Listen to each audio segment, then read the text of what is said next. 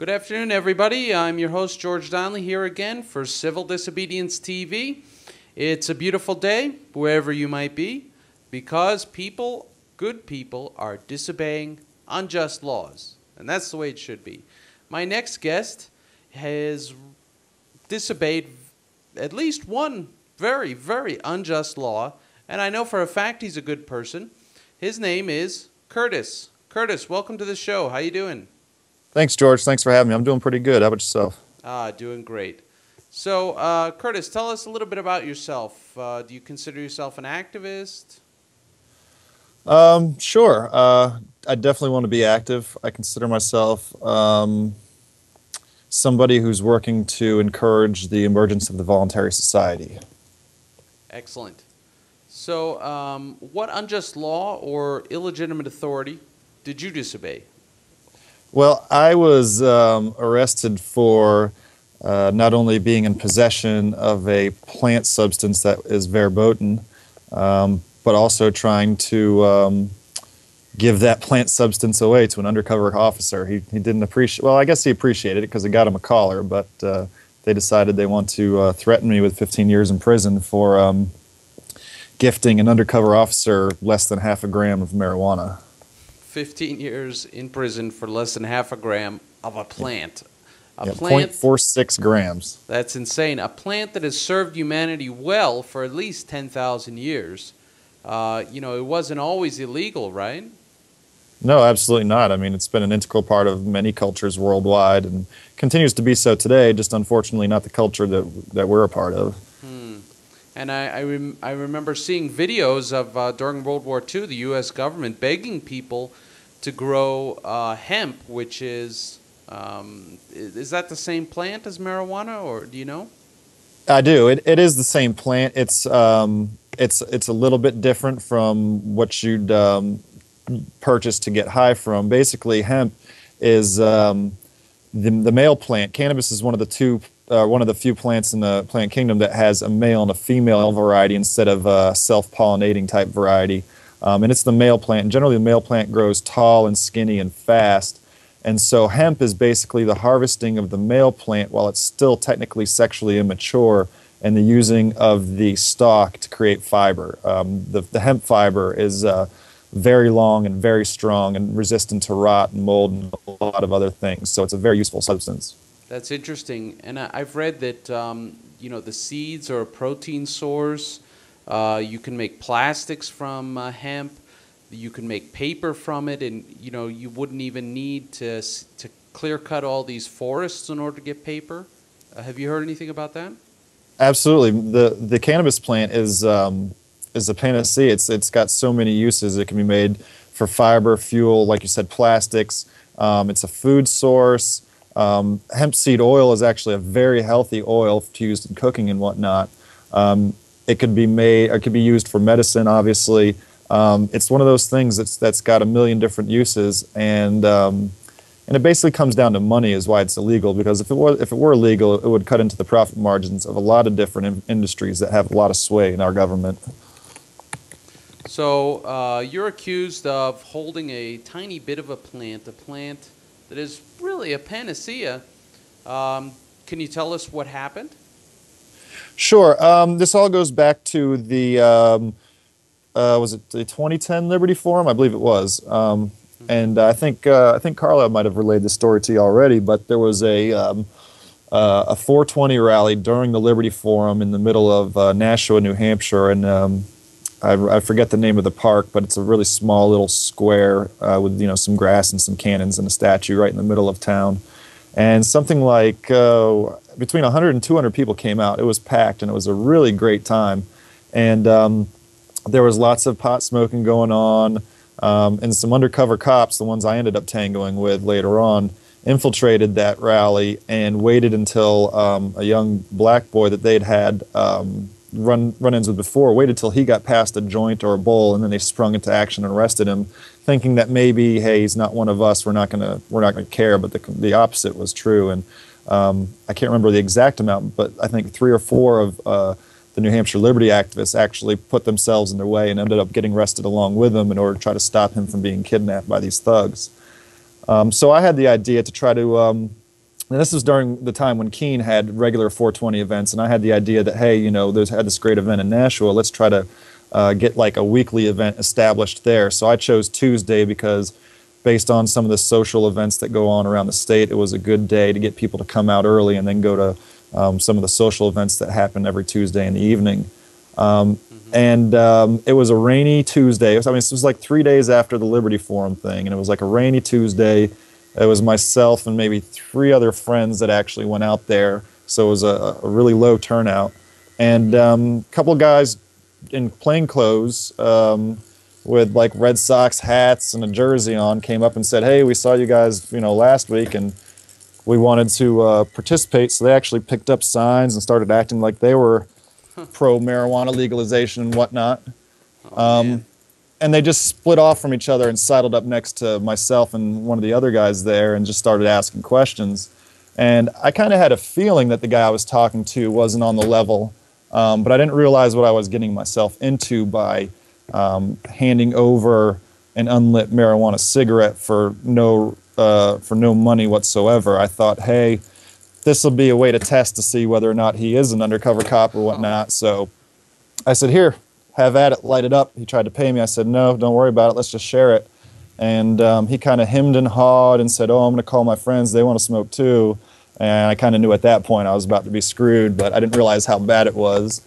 I refused to cooperate whatsoever, and I actually spent the only time I did talk was to shame the officers that I interacted with. And I think that's got something to do with why they charged me with a felony as opposed to regular possession, which is what I was expecting.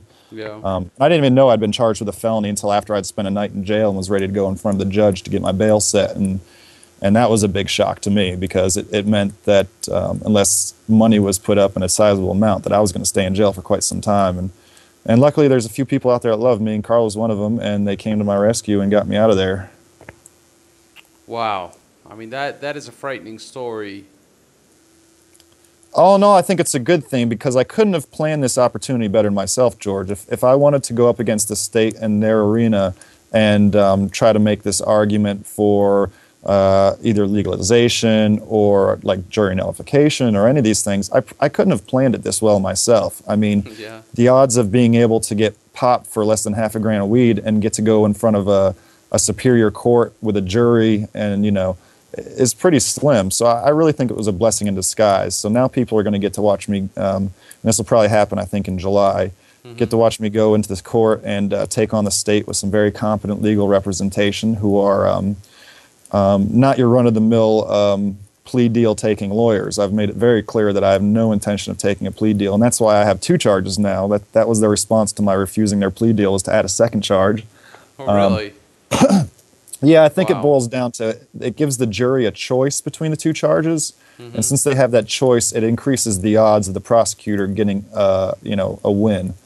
Even if it's not the original charge of distribution, they'll still get the simple possession win, and I'll probably go to jail for 30 or 60 days. And so she can write it off as a win and not a loss, even if they're not locking me away for 16 years. Yeah. Yeah, a similar thing happened to me when I was arrested by U.S. Marshals in Allentown, Pennsylvania. After they came to their senses and dropped the initial felony charge that carried an 8-year prison sentence just for photographing them. Of course, that's not what I was charged with. But after they came to their senses, the U.S. attorney came up with 3 different charges.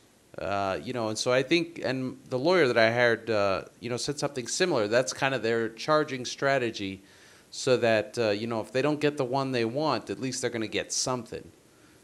Right, exactly. So I don't think it was meant to pile on, but just to ensure that they'd get some win out of me. So, did you struggle with the decision, to publicly disobey an unjust law, or did it come easy to you?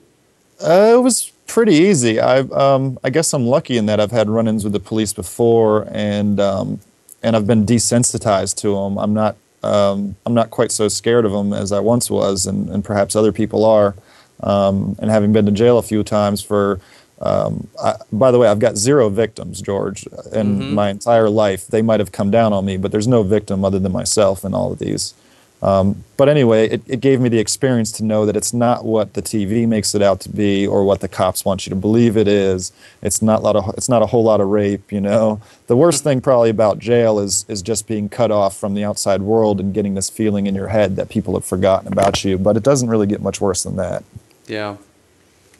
Yeah, when I was being held at the federal prison in Philadelphia, I felt, I mean, I was just in there for that facility for one night, but I already felt like I was, you know, all by myself. Everybody forgot about me, you know. It's yeah, that's why things like Mail to Jail and some of the other programs to help out activists who are behind bars are really so important, because it gives them that moral support, lets them know that they're not alone and they're not forgotten. Which once someone behind jail gets it in their head that they're all alone, and I mean they'll do whatever it takes to end that. So it helps, you know, it helps for you to maintain your composure and turn an otherwise unpleasant experience into, I've called it an activist retreat before, because I've been, you know, kind of like Liberty Forum is. When you go there, you recharge your batteries, and the same happened to me when I got arrested and had to spend the night in jail.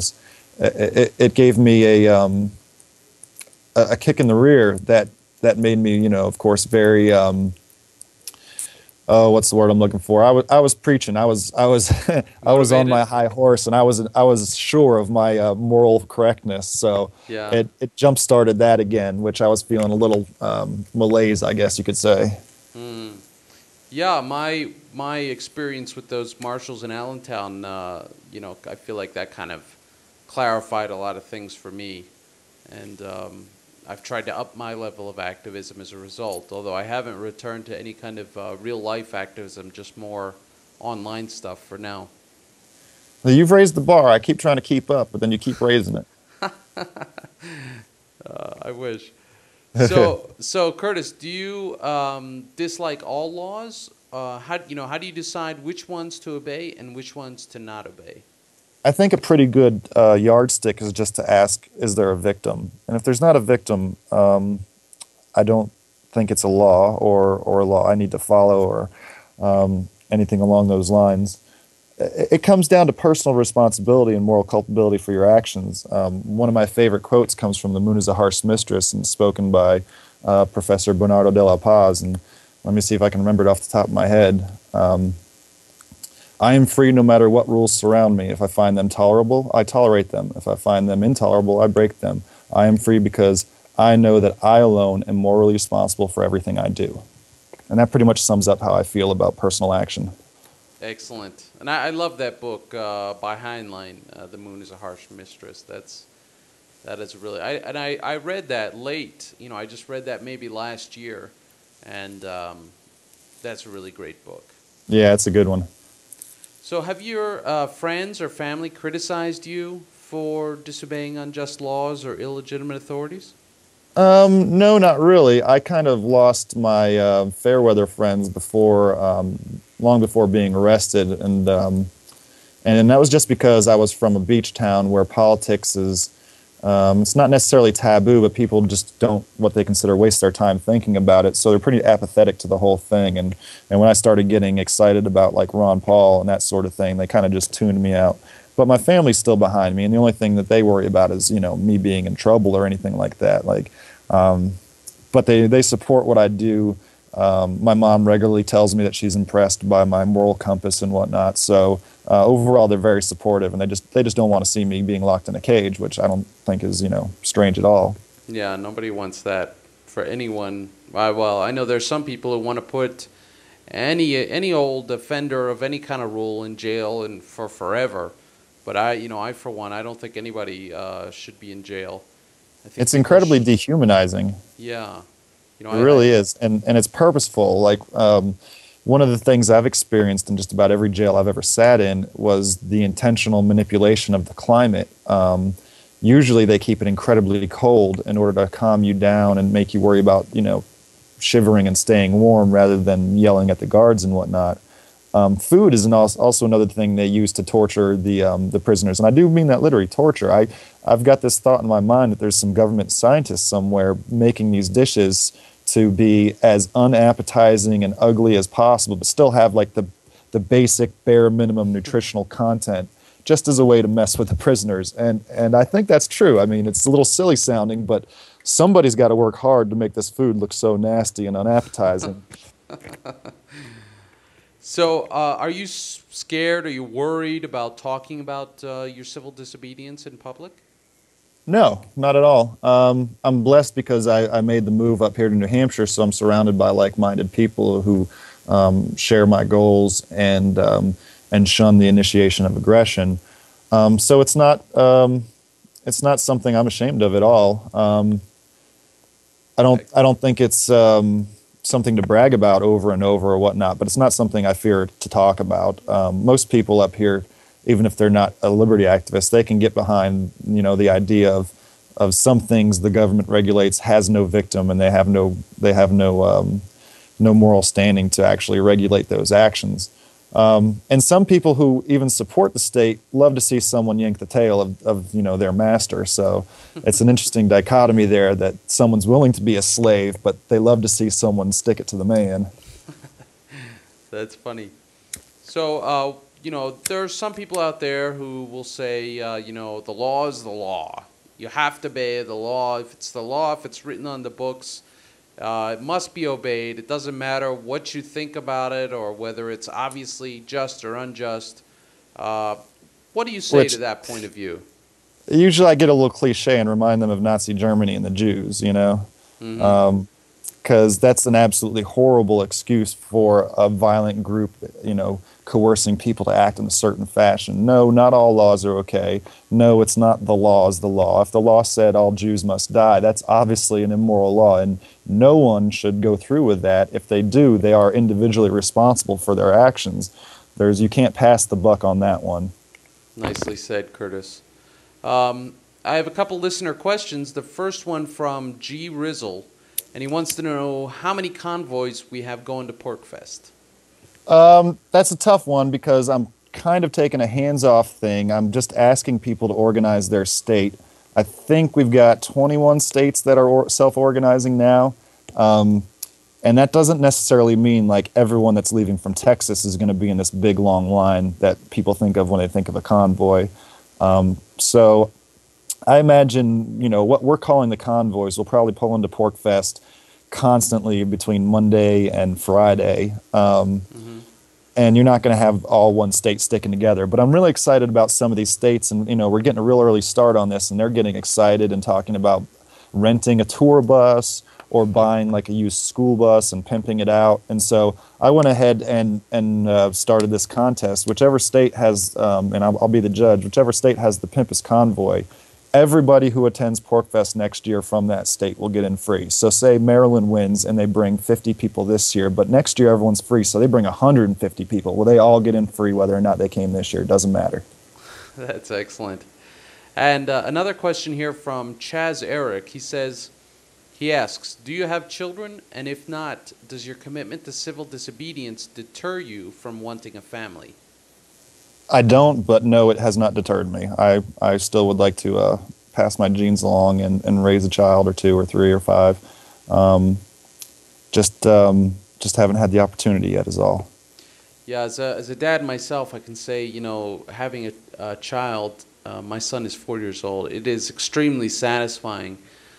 And being able to, guide him kind of through the process of, developing a conscience or activating it, it's really interesting. Although, for myself, it was really hard on my wife and my son when I was in jail just for a couple days.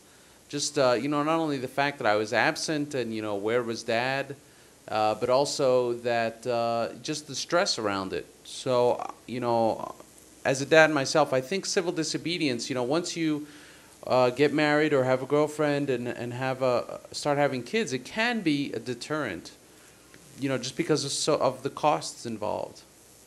I would agree with that. I'd also say it's a good thing, though, for people like ourselves to have children in order to provide that moral compass so they know from the very beginning that, initiating aggression is wrong at all levels. It's not just, stealing another child's toy. It's starting a fight or starting a war or locking people in cages, and that's something that'll stick with them for the rest of their life. And sure, you'll probably obviously the balance sheet when it comes to the pros and cons of doing any sort of act is going to change once you add a child to the mix. But I can see as many, or theorize at least, as many examples of when having a child will spurn you to take action as it would to encourage you not to. That's very true. My son is kind of an inspiration to me, just because I want a better world for him. And what's more, I don't want to get to where I'm 70, 80 years old on my deathbed, and he or his kids are like, "Hey, Grandpa, what were you doing when everything was going to hell?" Oh, I was just sitting in front of my TV. That's not the answer I want to be able. I want to be able to give. Yeah, you don't want to tell them I was waiting for someone else to do something. Exactly. So we've got one last question here again from Chaz Eric, and he says that people sometimes say, if you don't like the law, change it. And what do you think about that? Well, the system is absolutely rigged. If voting could change anything, they'd outlaw it a long time ago. So that's a pretty ridiculous argument. The only way to really enact change within a society is to change the way people think, and the best way to do that is by setting the right example. So voting is endorsing the system, which is broken. It exists based upon an illegitimate monopoly on violence that's somehow gained this legitimized status. So being part of the problem to enact a solution just is demonstrably not the way to go. It hasn't worked before. It's not going to work in the future. Nicely said, Curtis. Well, thanks for taking the time to talk to us. I really appreciate it, and I've really enjoyed this conversation. It's really been excellent. Before we go, do you have any projects you'd like to plug to our audience? Well, obviously there's PorcFest, which is my... I probably love it more than my mother, but I won't go that far. I absolutely love PorcFest, and I'm happy that this year I am the head organizer, and I've been planning and organizing PorcFest 2011 ever since the end of PorcFest 2010, and it's going to be absolutely epic, which is not a word I throw around lightly. Everyone definitely wants to go check it out. They can go to porcfest.com and get a little more information. Googling PorcFest is probably even better because there's information all over the internet, and soon we'll be rolling out a dedicated site for porcfest.com, and the registration should be up by the end of the week, hopefully. That's excellent. And that's pork, not as in pigs, but in porcupine. So it's right. Thank you for reminding me. PORC. It's short for the Porcupine Freedom Festival, but we're all used to calling it PorcFest for short. That's right. And I can speak from experience. It's an absolutely spectacular event. If you've heard of Burning Man, I kind of compare it to that, where it's almost like a libertarian, not that Burning Man is necessarily libertarian, but in this case it is. And it's like a libertarian city or a small nation coming to life for a week or two. Yeah, I'd have to say it's the example of what we're striving for. If we can make PorcFest a 52-week-a-year event, then I'd be happy. That sounds like an admirable, that's something I'd like to do, a 52-week-per-year PorcFest. Exactly. All right, well, I thank you again, Curtis, and I wish you a great day. Thanks. You too, buddy. Thanks for having me on. You're doing good work. Thank you. It's my pleasure. Bye-bye. Bye.